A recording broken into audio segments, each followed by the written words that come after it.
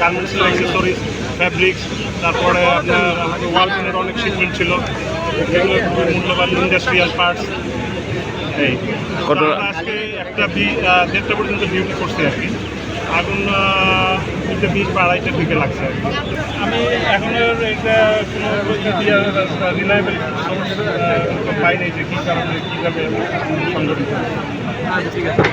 না, বিকল্প আর কি, এখানে কেমিক্যাল গোডাউন একটা আলাদা পোর্শন আছে, ওখানে থাকে। আবার গার্মেন্টসের মালামাল এক জায়গা থাকে, ইন্ডাস্ট্রিয়াল সেগুলো এক জায়গা, এরকম ভাগ করা আছে। হয়তো শর্ট সার্কিটের মাধ্যমে হতে পারে, কারণ আজকে তো কুরিয়ার সাইডটা বন্ধ ছিল, কিন্তু ওখানে কীভাবে হয়েছে বা এটা আসলে কেউই জানে না, কেউ বলতেও পারবে না। হয়তো এটা এই সূত্রটা যদি হয়তো এরপর পরবর্তী প্রশাসন যখন খুঁজে বের করার চেষ্টা করবে যে আসলে কিসের মাধ্যমে কুরিয়ার সাইডের থেকে শুরু হয়েছে। আর আপনাদের এটা জানিয়ে রাখি, এই কুরিয়ার সাইডে হচ্ছে ফার্মাসিউটিক্যাল গোডাউন ছিল, ফার্মার, হ্যাঁ, তো ওটা তো মেডিসিন, তো ওইটাই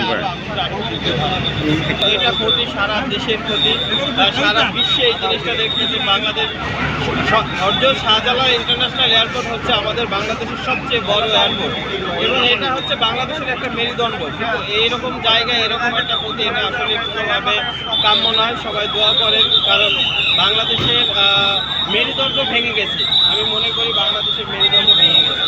থেকে আগুন লাগছে এটা আমরা সেটা জানি না, কিন্তু ভিতরে আমরা যেটা শুনতে পাচ্ছি হয়তো 2:15 থেকে 20-এর দিকে আগুনটা লাগছে। ভিতরে সব পুরো ছাই হয়ে গেছে। যে মাঠে যত কার্গো ছিল, ভিতরে ডেঞ্জারাস গুডসের গোডাউন ছিল, ফার্মাসিউটিক্যালের গোডাউন ছিল, এগুলো সব ব্লাস্ট হয়ে সব কিছু একদম শেষ হয়ে গেছে।